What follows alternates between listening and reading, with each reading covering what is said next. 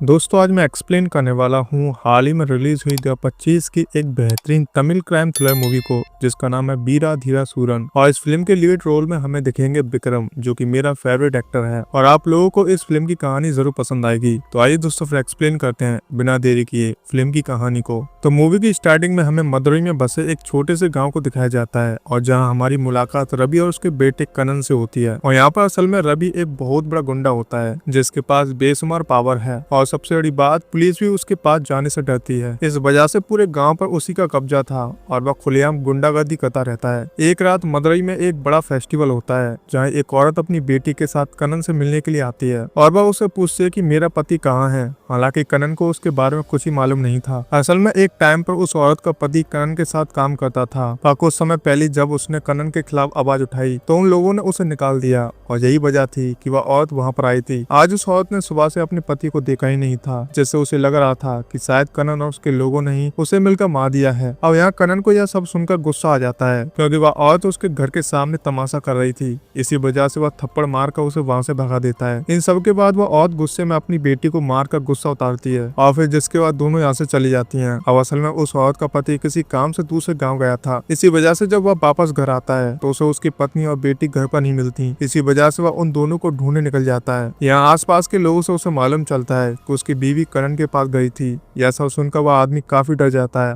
और तुरंत पुलिस के पास जाता है। अब यहाँ पुलिस स्टेशन में कोई भी उसकी बात नहीं सुन रहा था क्योंकि उसकी कंप्लेंट रवि के बेटे कनन के खिलाफ थी और क्योंकि सभी उससे डरते थे, इसी वजह से कोई भी उस मैटर में पढ़ना नहीं चाहता था। फिर जब वह आदमी वापस जा रहा होता है तभी उसकी मुलाकात रिसेंटली बने एक एसपी अरुणागिरी से होती है जो इस केस को लेने के लिए मान जाता है। यहाँ आज उस आदमी से ज्यादा अरुणागिरी खुश था क्योंकि आज से उसे एक पुराना हिसाब बराबर करने का मौका मिल गया था। असल में कुछ समय पहले अरुणागिरी उस एरिया में डीएसपी था, लेकिन रवि और कनन की वजह से उसे उसकी पोस्ट से निकाल दिया गया था और यही वजह थी कि अब वह एसपी बनकर उनसे बदला लेना चाहता था और यह उसके लिए एक बेहतरीन मौका था अपने बदले को अंजाम देने के लिए। इसी वजह से वह कनन के खिलाफ केस फाइल कर देता है। अब जब यह सारी बातें रवि को मालूम चलती हैं तो वह घबरा जाता है क्योंकि उसे मालूम था कि अब अरुणागिरी को रोकना एक मुश्किल काम है। इसी वजह से वह तुरंत अपने बेटे को कॉल करता है और उसे आज रात कहीं छुप जाने के लिए कह देता है क्योंकि अगर अरुणागिरी ने उसे पकड़ लिया तो वह उसे आज रात ही एनकाउंटर कर देगा जिससे उसे कोई बचा नहीं सकता। इसके बाद अब वह खुद अरुणागिरी से मिलने जाता है और उससे कहता है कि तुम मेरी पुरानी दुश्मनी भूल जाओ, पर अरुणागिरी मानने वाला नहीं था। जो बात और रवि के समझ में आ चुकी थी, इसी वजह से अब वह काली से मदद लेने के डिसाइड करता है क्योंकि उसके पास और कोई रास्ता नहीं बचा था। रवि जानता था कि अब सिर्फ काली ही उन्हें बचा सकता है। इसके बाद यहाँ पर हमारे हीरो को दिखाया जाता है हमारी कहानी के मेन कैरेक्टर काली से, जो कि एक जनरल स्टोर में काम कर रहा था। काली यहाँ अपनी बीवी कल्याणी और अपनी बेटी के साथ रहता था। असल में काली एक बहुत ही खतरनाक आदमी था जिसके नाम से सब एक वक्त में डरा करते थे और वह पहले रवि के साथ ही काम करता था, पर एक हादसे के बाद से काली ने रवि के साथ काम करना बंद कर दिया और अपनी फैमिली के साथ रहने लगा। अब यह हादसा क्या था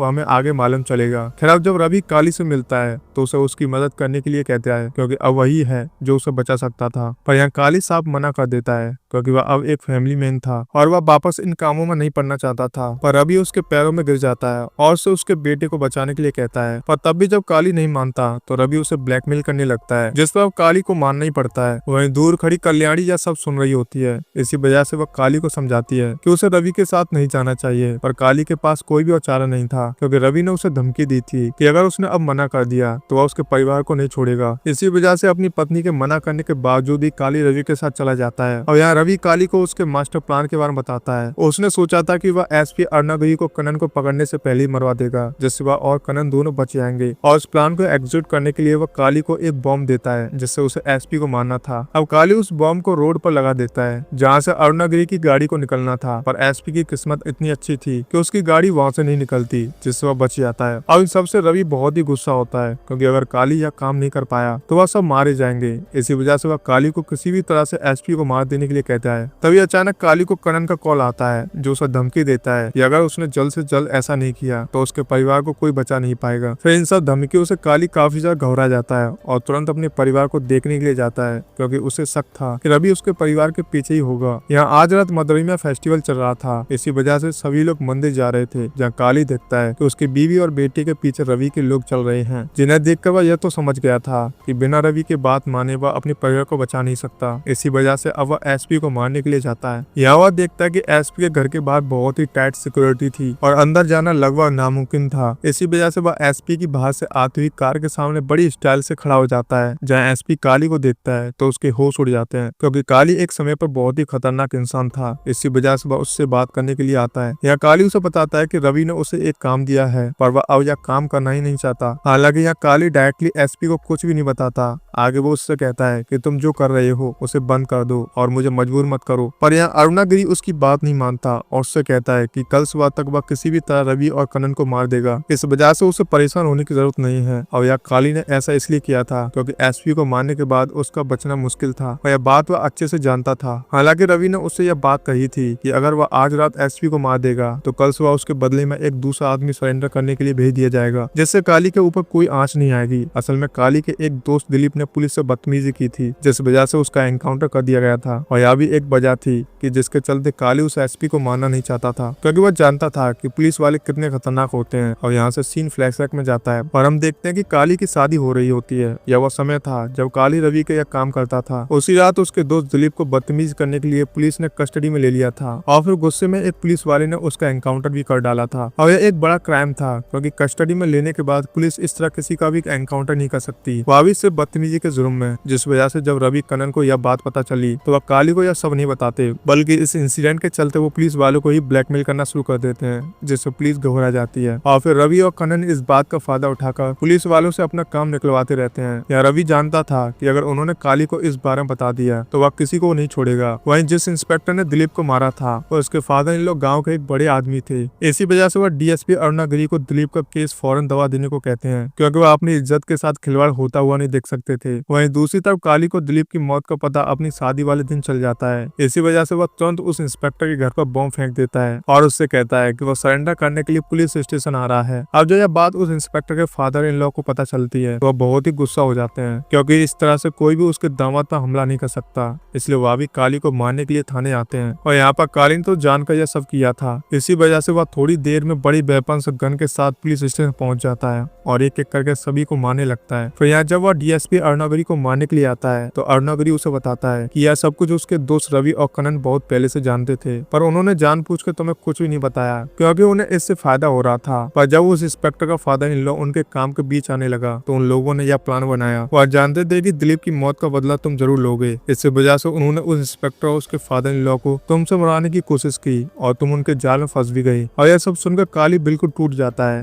क्योंकि वह रवि और कनन पर बहुत ही भरोसा करता था और उसे विश्वास नहीं हो रहा था कि उन लोगों ने उसे इतना बड़ा धोखा दिया। इन सब के बाद से काली उन लोगों की गैंग छोड़ देता है और अपनी फैमिली के साथ नई जिंदगी शुरू करता है। वहीं दूसरी तरफ इन सब के खिलाफ कोई एक्शन न लेने की वजह से डीएसपी अरुणागिरी का डिमोशन हो जाता है और वह एक नॉर्मल इंस्पेक्टर बन जाता है। इस तरह से बहुत साल बीत चुके थे और अब जब अरुणागिरी वापस एसपी बनकर आया था, वह इस गाँव में रवि और कनन से बदला लेने के लिए वापस आया था। और यहाँ से कहानी वापस प्रेजेंट में आती है और अरुणागिरी की बातें सुनकर काली उन्हें बता देता है कि कनन मंदिर के पीछे बनी सीढ़ियों के पास छुपा है। इस तरह से अरुणागिरी और काली दोनों मंदिर के पास जाते हैं, जहाँ अरुणागिरी कनन को पकड़ लेता है और वहीं काली अपनी फैमिली को एक सेफ लोकेशन पर पहुंचा लेता है। फिर यहाँ जब रवि को पता चलता है कि कनन पकड़ा गया तो वह अपने आदमियों को उसे बचाने के लिए भेज देता है। तब यहाँ एसपी अरुणागिरी एक बार फिर काली से बात करता है और उसे रवि की भी लोकेशन देने के लिए कहता है। साथ ही वह काली को श्योर करता है कि वह सुबह तक उन दोनों को मार देगा, जिससे उसके परिवार पर कोई भी आंच नहीं आएगी। और यहाँ काली को रवि की लोकेशन पता नहीं थी। इस वजह से अरुणागिरी उससे कहता है कि अभी वह रवि की तरफ से ही काम करे और जैसे उसे रवि की लोकेशन का कोई अपडेट मिले तो वह तुरंत उसे बता दे, जिसके लिए काली मान जाता है। वहीं रवि के आदमियों को कनन मिल जाता है और यहाँ रवि के आदमी सभी पुलिस वालों को मार देते हैं, जिससे कनन आजाद हो गया था। पर यहाँ अब कनन तो अरुणागिरी से बदल लेना चाहता था, इसी वजह से वह उसे ढूंढता है। जिसके बाद यहाँ पर फायरिंग शुरू हो जाती है और उसमें अरुणागिरी को गोली लग जाती है। इस वजह से वह एक कॉर्नर में छुप जाता है, पर तभी उसे वहाँ काली देख लेता है, जिसे देखकर अरुणागिरी कहता है कि काली तुम्हें मेरी मदद करनी चाहिए, क्योंकि अगर मैं मर गया तो एनकाउंटर लिस्ट में तुम्हारा भी नाम होगा। जो सुनकर काली उसकी मदद करता है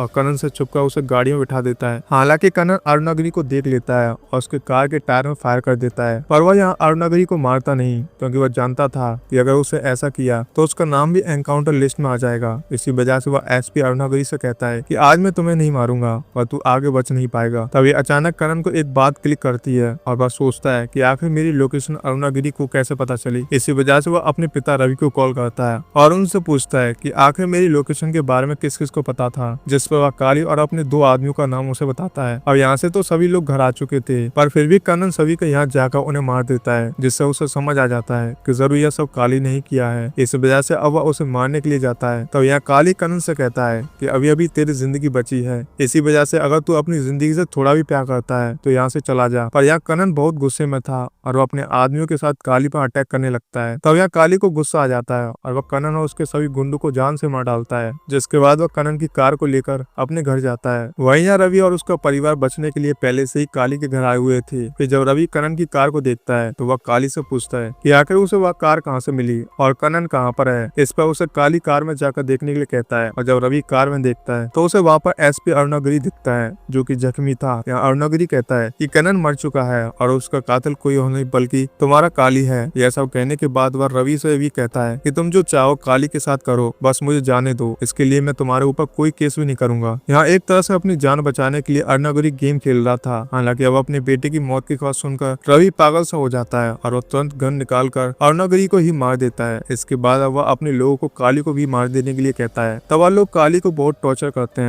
और उसे बुरी तरह से मारते हैं। इन सब पर काली कहता है कि तुम्हें मेरे साथ जो करना है वह करो, पर मेरे परिवार को जाने दो। लेकिन रवि उसकी बात नहीं सुनता, जिसके बाद काली फिर से उसे वार्निंग देता है कि मैं अब भी तुम लोगों को छोड़ सकता हूँ, बस मुझे और मेरे परिवार को छोड़ दो। जिस पर रवि पूछता है कि आखिर करण की लाश कहाँ है। इस पर काली उसे एक कार की तरफ इशारा करता है। फिर अपने बेटे का पता लगाने के लिए रवि और उसके लोग उस कार की तरफ भागते हैं और जैसे वह उस कार के पास पहुंचते हैं एक बहुत बड़ा धमाका होता है, जिसमें रवि और उसके सारे आदमी मारे जाते हैं। इन सब के बाद काली जानता था कि उसका भी इस गांव में रहना पॉसिबल नहीं है। इस वजह से वह अपने परिवार को लेकर बस में बैठकर वहां से जाने लगता है। तभी बस में उसे वही औरत दिखती है जिसे हमने मूवी की शुरुआत में देखा था और वह अपने पति को ढूंढ रही थी। असल में करण के घर में आते वक्त उस औरत की तबीयत खराब हो गई थी, जिसके चलते काली और उसकी बीवी ने उसे हॉस्पिटल पहुंचाया था और उसकी देखभाल भी की थी। इसका मतलब था कि काली को शुरुआत से ही पता था कि वह औरत कौन है और कहां पर है, पर फिर भी उसने किसी को इस बारे में नहीं बताया, क्योंकि इन द एंड वह भी अपने दोस्त दिलीप की मौत का बदला लेना चाहता था। वह जानता था कि एसपी भी कुछ कम माइंड गेम नहीं खेलता, जिसके चलते उसने सबसे बदला ले लिया। और दोस्तों ये थी इस फिल्म की कहानी। दोस्तों मैं उम्मीद करता हूँ कि आप लोगों को इस फिल्म की कहानी बहुत ही बढ़िया लगी होगी। मैं पर्सनली बताऊं तो मुझे तो इस फिल्म की कहानी बहुत ही बढ़िया लगी। तो दोस्तों इसी तरह की और भी मूवीज देखना और पाना चाहते हैं तो प्लीज हमारे चैनल को जरूर सब्सक्राइब कीजिएगा। तो फिर मिलते हैं दोस्तों एक और बेहतरीन मूवी के साथ। जय हिंद दोस्तों।